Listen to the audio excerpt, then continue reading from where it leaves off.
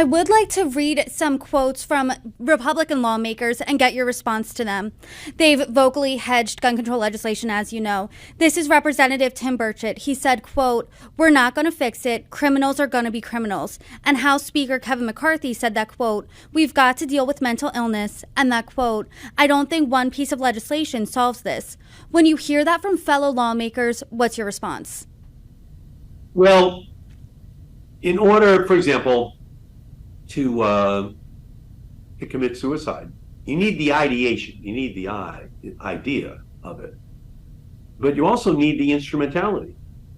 And in our country, that instrumentality is a gun, unfortunately. And so, to the extent to which there's almost a failure to understand that much of this is preventable, that we do have a capacity to deal with the mental health side of it, but we also have a capacity to deal with the instrumentality, access to instrumentality, access to the guns that make these suicides possible, to make these mass shootings possible across our country. So I think we need to do both. It's just wrong to be arguing that it's just a mental health issue, because it's not. Other countries have mental health issues at the same level we do, but they don't have the gun violence. So it's something in our own culture that we have to study. And the more that we do, is the more I think we're going to be able to reduce the incidence of these mass horrific events. When these types of conversations come up, many Republicans say that this is unconstitutional. It's their Second Amendment right to own a gun. What's your response to that? My response is that the Second Amendment says that you can own a gun in order to maintain a well-regulated militia. That's what it says, the Second Amendment. And I'm here in Boston, Lexington, and Concord, where the militia came out of their homes. The Minutemen, they were called.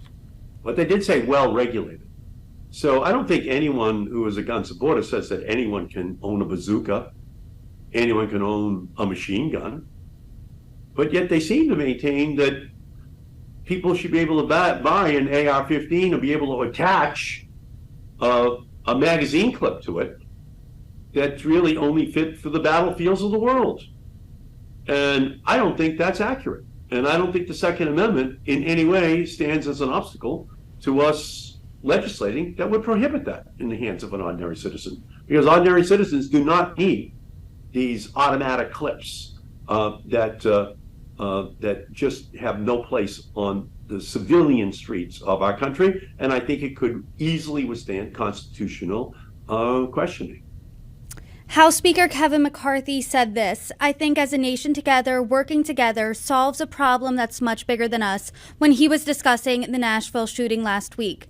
What do you think working with Republicans on this issue looks like? I think it looks like Senator Murphy and Senator Tillis last year, passing legislation.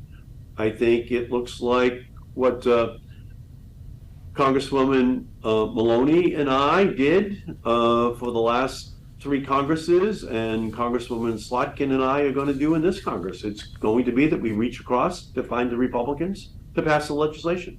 So I think there are many, many people in both parties who realize that we're at a crisis point, and children are being caught in the crossfire of politics, and they're petrified that this issue is not going to be resolved. And I think ultimately Congress is a stimulus response institution, and there's nothing more stimulating than millions of children demanding that their schools be made more safe. And the only way to do it is to reduce access to these weapons of mass destruction in the hands of people who will terrorize young people if they're not stopped.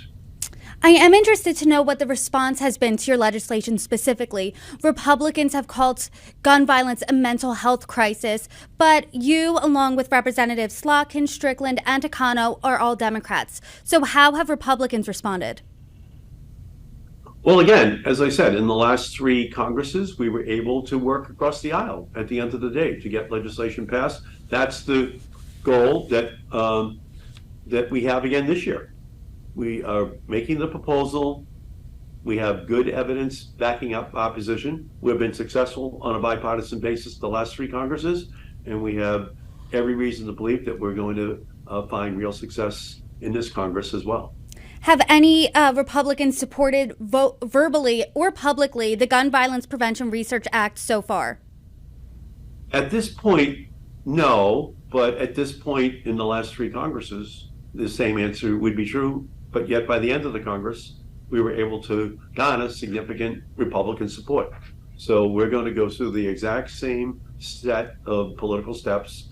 And my expectation is at the end of the day, we'll be successful in being able to find the bipartisan support that we need. Senator, what's next for your legislation then?